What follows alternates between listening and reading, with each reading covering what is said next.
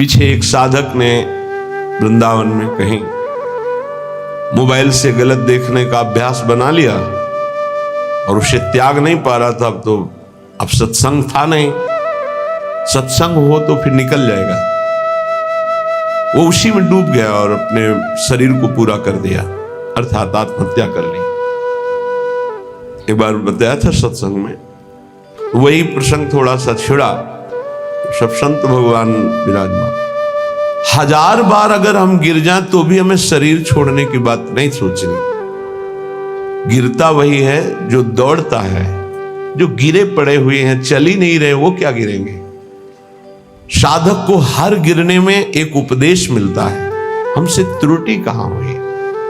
पर यह बल सत्संग से मिलता है। यदि सत्संग मिले तो 1 मिनट में ऐसे सब निराश नहीं होना। किसी भी साधक को ध्यान रखना, हमारा बल भगवान है। कोई हम में त्रुटि है, कोई अभिमान है, कीन हो इस कबहों अभिमाना, सुख हो वंचा कृपा निधाना, बहुत ये गूढ़ बात है। साधक में कहीं न कहीं थोड़ा जितेंद्रियता का, साधुता का, दिव्यता का अभिमान हो जाता है। उसका नाश करने के लिए उसको घुटने टेकने पड़ते हैं माया के आगे। तब उसको लगता है नहीं, सर्वलोक महेश्वर भगवान ही मुझे चला रहे हैं, मेरे में कोई सामर्थ्य नहीं है। कभी ऐसी किसी के साथ घटना घट जाए तो आपको प्रायश्चित होगा, क्योंकि भक्त हैं, आपका हृदय जलेगा, दंड मिलेगा, निंदा होगी, अपमान होगा, लेकिन आपको निराश नहीं होना। आपकी परम पदवी को कोई भी बाधा नहीं पहुंचा सकता। ये ध्यान रखना, हमारे शब्द याद रखना। कभी कदम पीछे मत चलाना, आगे ही बढ़ाना। ये संसार नहीं जानता।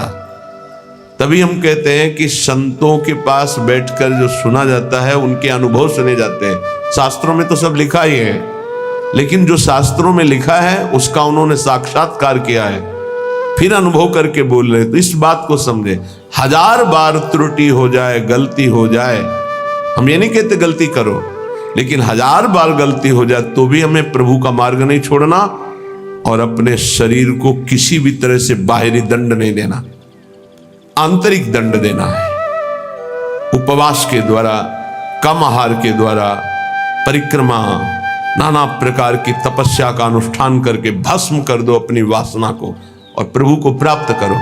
शरीर छोड़ने से आत्महत्या करने वाले की वो दुर्गति होती, भूत बनता कोई भी हो, चाहे साधु वेश में चाहे गृहस्थ में हो। पक्का समझना, आत्महत्या करने वाले को भूत योनि की प्राप्ति होती है और बड़ी दुर्गति होती है उसकी। एक बूंद पानी पीने को नहीं मिलता।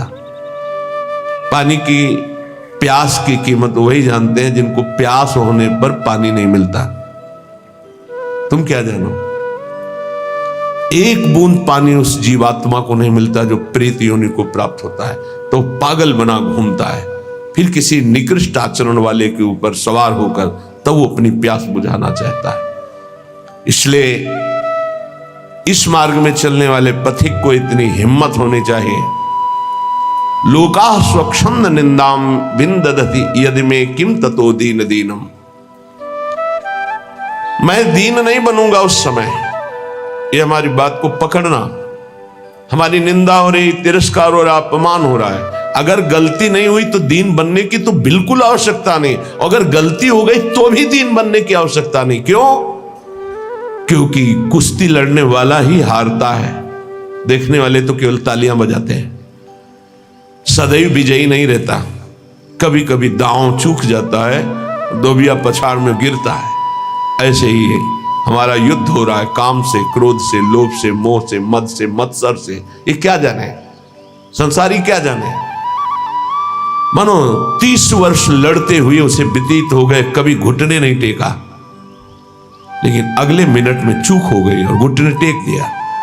अब संसार उसके पराजय की निंदा करेगा, लेकिन हम उस उपासक को सपोर्ट करते हुए हृदय से कहते हैं, कभी नहीं घुटने टेका, फिर खड़े हो और दौड़ प्रभु की तरफ, देख तो संसार पर विजय प्राप्त कर ही लेगा। नामे भक्ता प्रणश्यति। ये जरूरी नहीं है कि हम अपने शरीर को त्याग दें, क्योंकि ऐसे प्रायः जिनको सत्संग नहीं मिलता ऐसा कर देते हैं। निष्ठावान त्रिभुवन पर विजय प्राप्त करता है। लोका स्वच्छंद निंदाम विंधतति, चाहे कोई कितनी निंदा करे तुम्हें फर्क नहीं पड़ना है। और फर्क पड़ जाता है तब जब सत्संग नहीं मिलता। ये हम आपको सत्य कहते हैं। सत्संग में बड़ी सामर्थ्य है।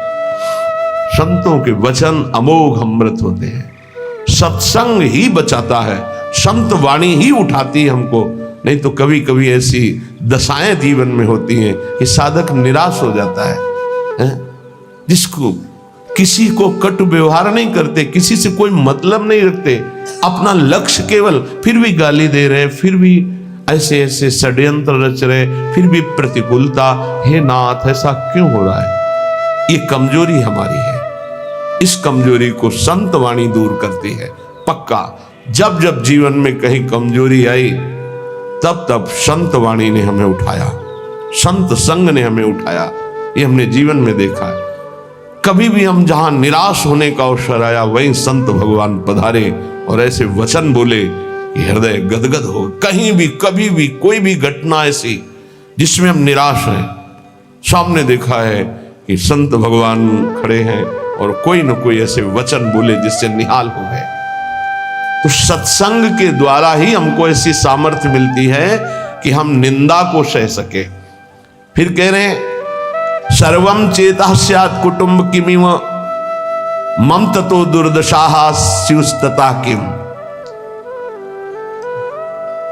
मेरे परिवार के सब लोग मुझे छोड़ दें, पक्का छोड़ देंगे, क्योंकि जहां जहां राग है वो हरि हटाएंगे, छोड़ देते हैं। जब आप सच्चाई से भजन करोगे, डरना मत। सच्चाई का जब जिस दिन भजन होगा तो परिवार का राग छूटेगा, पर परिवार में भगवत भाव रहेगा। वही हम कह रहे हैं कि भगवत भाव से प्रीति करो, राग पूर्वक नहीं। राग का नाश, राग होता है आंतरिक, बड़ा सूक्ष्म होता है। ततो दुर्दशा स्युस्तता किम। सब पूरे परिवार के छोड़ दिए, लोक में निंदा हो रही है और शरीर दुर्दशा को प्राप्त हो रहा है। ये होता है, ऐसी परिस्थिति आती है। इसी में दिव्य शरणागति का उदय होता है। दिव्य शरणागति जिसे भगवान की पूर्णता होती है, भगवान जिससे तृप्त हो जाते हैं शरणागति में, वो शरणागति इसी में होती है। लोक में निंदा हो रही, कहीं रहने का ठिकाना नहीं, कोई भी प्यार करने वाला नहीं, जिधर देखो तिरस्कार, और कोई अपना सृष्टि में कहने वाला नहीं। पूरी सृष्टि में कोई एक अपना कहने वाला नहीं। ये स्थिति आती है। स्थिति उस समय आर्त भाव से जो होता है वो शरणागति। जैसे गजेंद्र को कोई अब सहयोग देने वाला नहीं, अगले झटके में डूब जाएगा।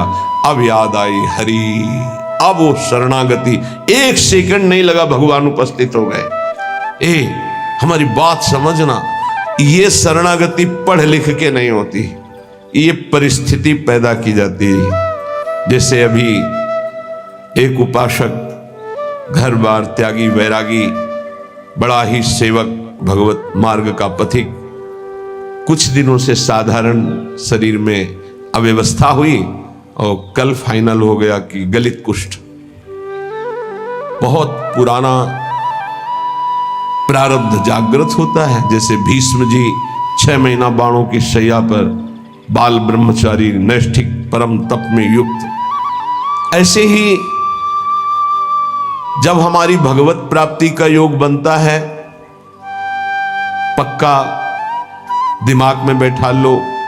कल या परसों कह रहे थे कि एकांत में सोचा करो कभी कभी कि अगर हमें कैंसर हो जाए तो, हमारी आंखें फूट जाएं तो। और कल ही आ गया रिपोर्ट कि एक साधक को गलित कुष्ठ हो गया है।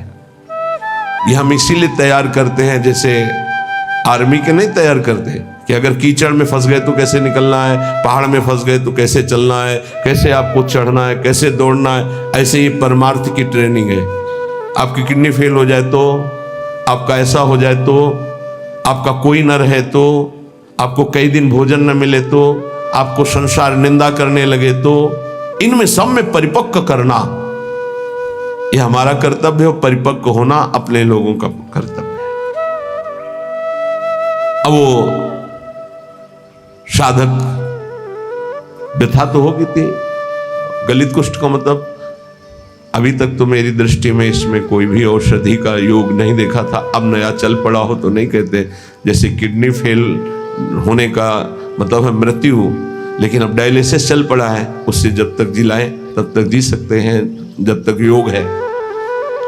तो कल इसी सीढ़ी पे बैठकर सो समझा, हे कदापि शोक नहीं, क्योंकि अंतिम फाइनल श्री जी की प्राप्ति होनी है तो अनंत जन्मों के पापों का योग होता है। ध्यान रखना, जो भगवत ऐसे ऐसे नीच पाप करने वाले हैं जुकाम नहीं होता, वो ऐसा सीधा साधक है कि कभी कोई शब्द सुन पाए वो तो मुश्किल है। वो ऐसा सीधा साधक है, रात दिन अपने संयम में, और उसको गलित कुष्ठ हो। ये बड़ा विचित्र खेल है।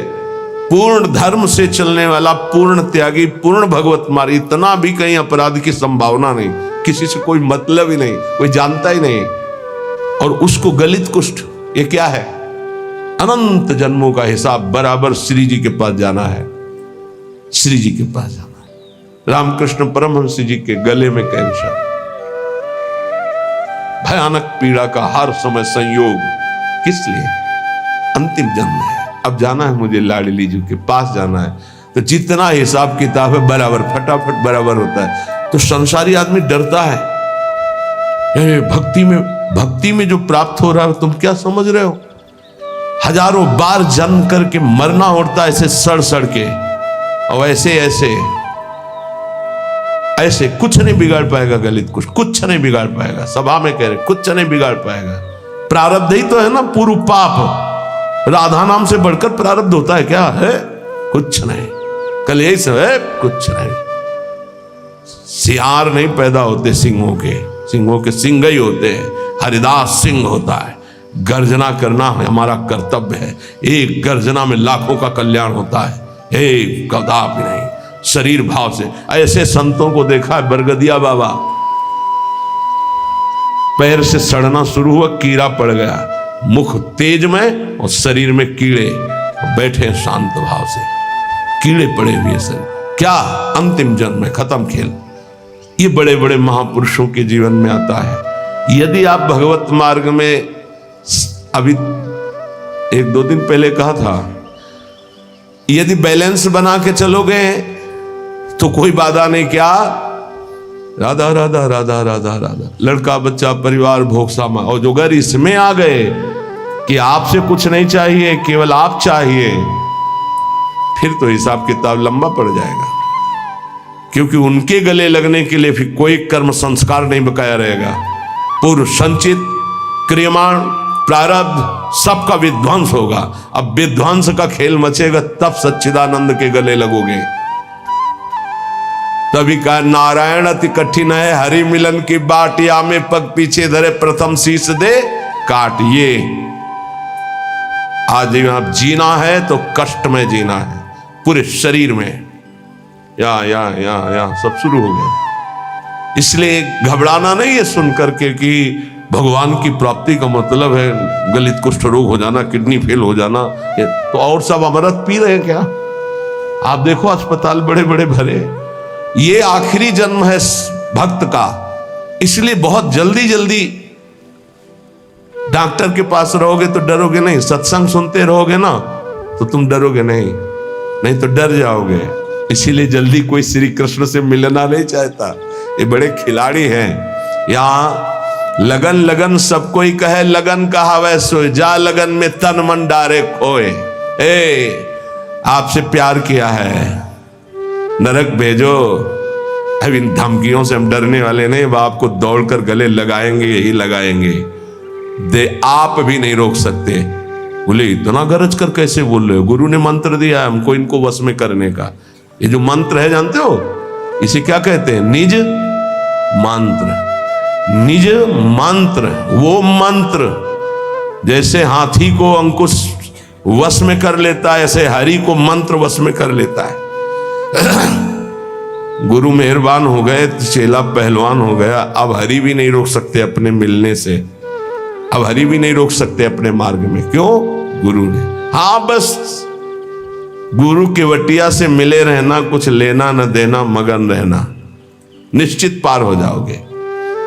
सुना था एक राधा कुंड के भगवान संत की चर्चा में कि गलित कुष्ठ आया होगा 12 वर्ष का। हाँ, तो अपने लोगों के पास ले आएगा, अपने लोगों के पास ऐसे आता है, पूरा आके चढ़ बैठा।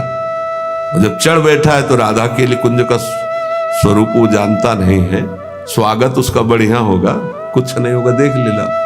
हम क्या कह रहे, कुछ नहीं होगा, देख लेना क्या होगा, श्री जी गले लगाएंगे। ये संसार क्या करता, बोले स्यात् कुटुंबम किमिमम ततो दुर्दशा।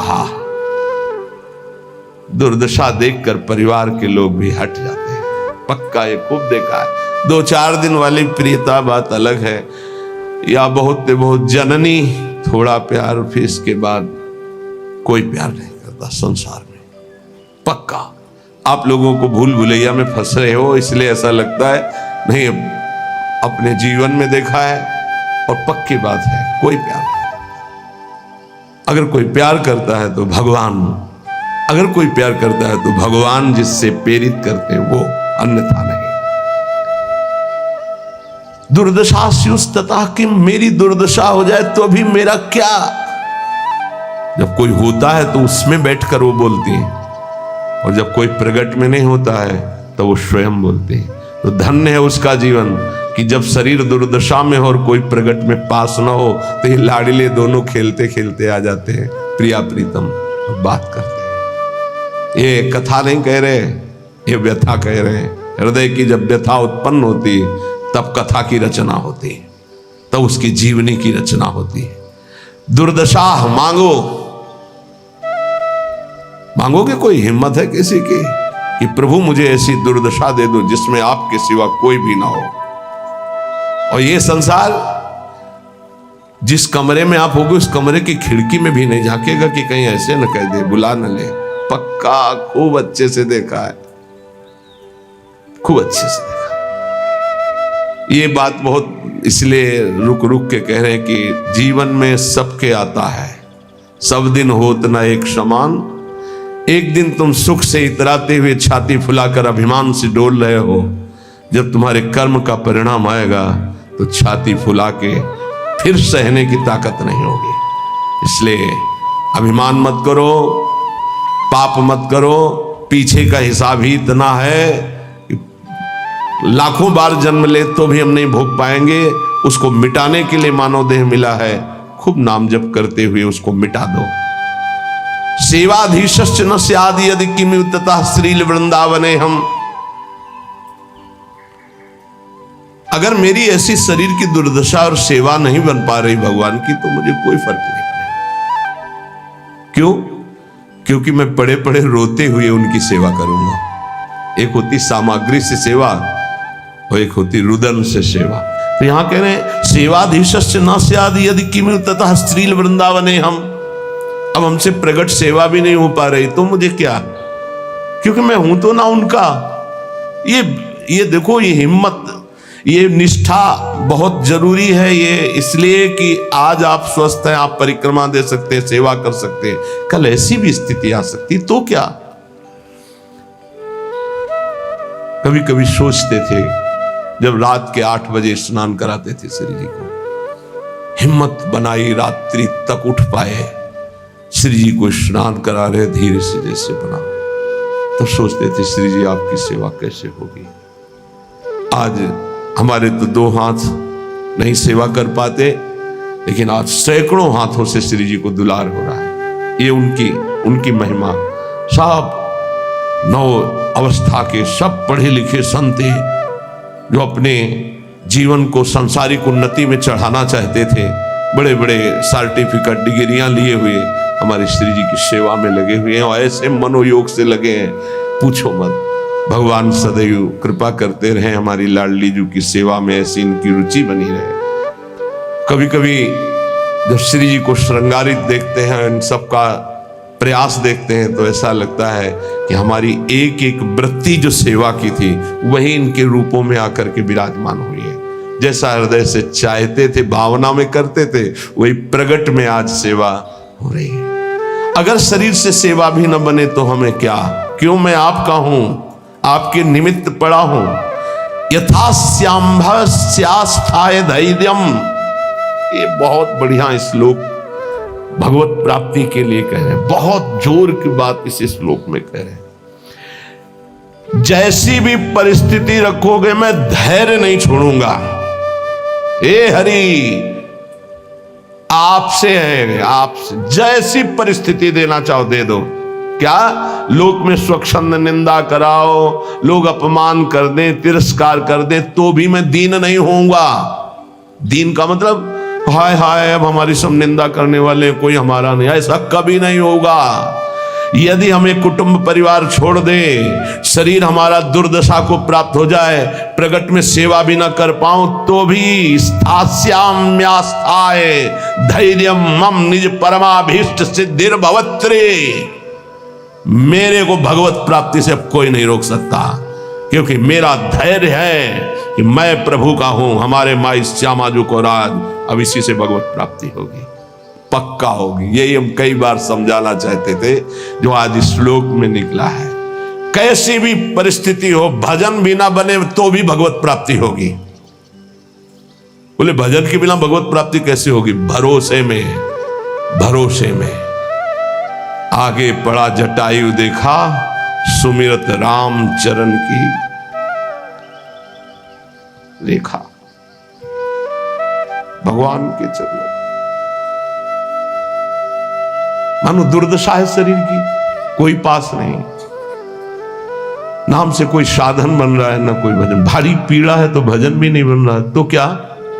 बस आशा है आपकी, भरोसा है आपका कि आप बड़े कृपालु हो, आप अपनी कृपा से मुझे मिल जाओगे, अपने समीप बुला लो। पक्का श्रीपाद कह रहे हैं निज परमाभीष्ट सिद्धिर भवित्री, हमारा जो अभीष्ट था भगवत प्राप्ति वो पक्का हो जाएगी। बस क्या? धैर्यम मम, मेरा ये धैर्य विचलित ना होने पावे, कुछ भी हो जाए। देखो इसमें ये नहीं देखा जाता कि इस समय इसकी परिस्थिति क्या है, हमारे प्रभु ये नहीं देखते, वही तो देते हैं। वो देखते इस समय इसकी स्थिति क्या है। अंदर में जो हमने भरोसा पाला है जीवन में, वो कभी कहीं भी नहीं छूट सकता।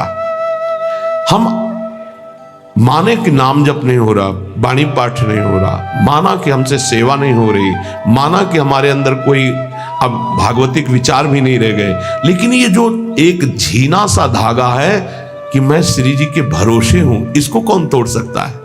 इसी से भगवत प्राप्ति होती है, इसी भरोसे से। व्यास भरोसे कुंवर के सोवत पांव पसार, अर्थात मैं निश्चिंत होकर पड़ा हूं, मुझे निश्चित भगवत प्राप्ति होगी। जो श्रीपाद करे मम निज परमाभीष्ट सिद्धिर भवित्री, बहुत जोर की बात है। हर उपासक के लिए ये अध्यात्म की चरम सीमा की स्थिति की बात है, इस पर विश्वास कर लो अगर कर पाओ। कैसी भी परिस्थिति हो, मैं श्री जी का हूं, श्री जी का ही रहूंगा, चाहे कितना भी कष्ट आ जाए, निश्चित भगवत प्राप्ति हो जाएगी। निश्चित आपको वो परम सिद्धि प्राप्त होगी जो किसी साधना से नहीं प्राप्त होती है। जब तक शरीर स्वस्थ है तब तक कचाई न रखो। कल चर्चा हो रही थी काचे धर्म की, उसमें जो शेष है उसको श्रवण करो तो कच्चाई दूर हो जाएगी, तो निष्ठा आ जाएगी, सच्चाई धैर्य आ जाएगा। श्री सेवक जी महाराज कह रहे हैं कि जब आपने शरणागति हरिवंश चंद्रजू की ले ली, ध्यान से सुनिएगा, लोगों के मन में कई तरह की शंकाएं रहती हैं, इनका त्याग कर दो। गीता जी में भगवान ने कहा ये यथा माम प्रपद्यन्ते तास तथैव भजाम्यहम्, मुझे जैसे जो भजते मैं उनको वैसा ही भजन में अनुभव हो। अब आप प्रभु को पत्नी रूप से भज रहे हैं तो वही बैठे हैं तुम्हारे पास, तुम्हें समझ में नहीं आ रहा। पुत्र रूप से भज रहे हैं तो पुत्र रूप में वही बैठे हैं। ये था माम प्रपद्यन्ते, इसको बहुत सरलता से देख लो। आप जिस रूप में प्रभु को देखना चाह रहे हैं वही रूप प्रभु दिखा रहे हैं। अब हम निकुंज उपासी हैं, हमारी उपासना का एक विशुद्ध मार्ग है। क्या विशुद्ध मार्ग है? जिसमें हमारे आचार्य और रसिक महापुरुष गए, हम उसी मार्ग के पथिक हैं। हमें बाहरी उपदेश नहीं सुनना। क्या बाहरी उपदेश? आज तो अमुक व्रत है, आज ऐसा है, आज ऐसा है। देखो, बहुत शास्त्रों का सम्यक आराधन करके बोल रहा हूं, ये ना समझो कि मुझे पता नहीं। जैसे किसी का प्रश्न आता है कि बिना तुलसी के ठाकुर जी का भोग नहीं लगता, ये जानते हो कहां आता है? जहां हरि चरणों की उपासना है, खूब विशुद्ध भाव से इसका मूल जड़ तक चिंतन करने वाला ये भाव है। कोई ऐसा ना समझना कि बाहरी। तुलसी जी कौन है? वृंदा। कौन सी वृंदा? यहां वृंदावनेश्वरी की सखी वृंदा सखी नहीं, ध्यान रखना, ये वृंदा सखी नहीं, अधिष्ठात्री हैं। अनादि वृंदावन, अनादि वृंदा सखी, ये वो वृंदा जो नारायण को पति रूप में बनाना चाहती थी। तो देवर्षि नारद जी आए और कहा, देवी, नारायण को ऐसे तुम पति रूप में नहीं बना पाओगे, पहले तुम्हारे पातिव्रत धर्म की परीक्षा होगी। बोले देने के लिए तैयार हूं। बोले एक व्रत तुम्हारा पातिव्रत यदि पास हुआ तो नारायण तुम्हें पति रूप में प्राप्त होंगे। बोले तथास्तु, आप हमें बोलिए किसके साथ मैं अपनी आराधना का स्वरूप प्रकाशित करूं। तो उनका जालंधर राक्षस, इसको पति बनाना होगा और तुम्हारे पातिव्रत से त्रिभुवन में पता चलना चाहिए कि तुम्हारी जैसी कोई सती और पतिव्रता नहीं। बोले जैसा आप आदेश करेंगे। ऐसा जालंधर राक्षस पति रूप में वर्ण किया और ऐसा सतीत्व तो पूरा चरित्र है, त्रिभुवन में कोई उसका बाल बांका भी नहीं कर पाया। सती वृंदा के पवित्र चरित्र और उनकी उपासना के कारण भगवान शंकर आदि बड़े बड़े देवताओं ने दिव्यास्त्रों का प्रयोग किया, जालंधर का कुछ नहीं बिगड़ पाया।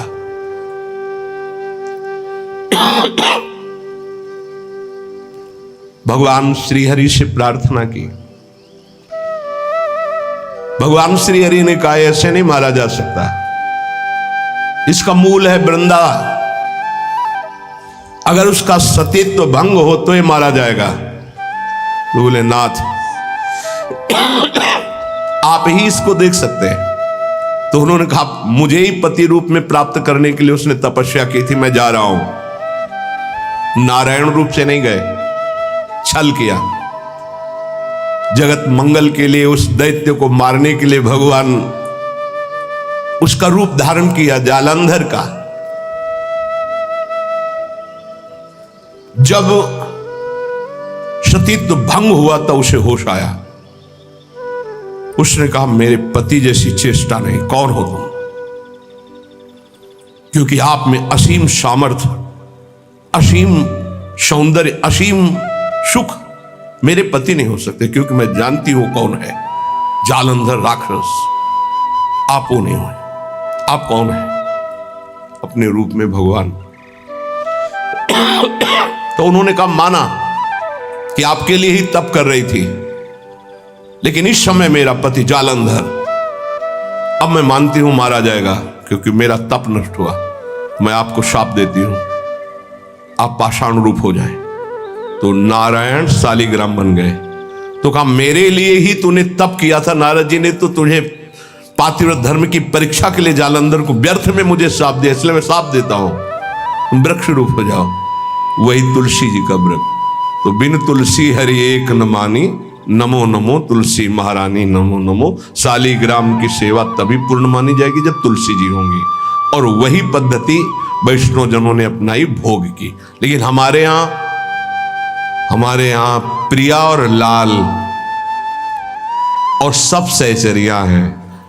तो यहां वो वृंदा नहीं है, यहां वृंदावनाधीश्वरी की नित्य सहचरी वृंदा, जो वृंदावन की अधिष्ठात्री देवी, तो वृंदावन अनादि और वो देवी अनादि।